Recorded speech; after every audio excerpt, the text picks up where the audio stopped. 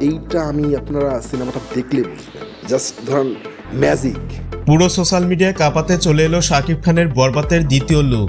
ছবিটির নির্মাতা মেহেদী হাসান বলেছিলেন, বরবাদে শাকিব খানের 2টি লুক থাকবে। 18 ডিসেম্বর অলরেডি একটি লুক প্রকাশ করা হয়েছে।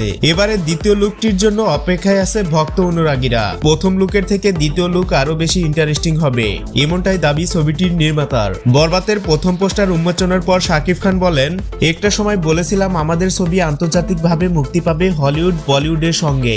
এখন আমাদের সিনেমা বিশেষ 7টি মহাদেশে প্রদর্শিত হয়। বরবাদ সবকিছুকে ছাড়িয়ে যাবে। খুব শীঘ্রই আমাদের ছবি 100 বা 200 কোটির ক্লাবে জায়গা করে নিবে। সিনেমার গল্পটা শোনার জন্য নির্মাতাকে 15 মিনিট সময় দিয়েছিলেন শাকিব খান।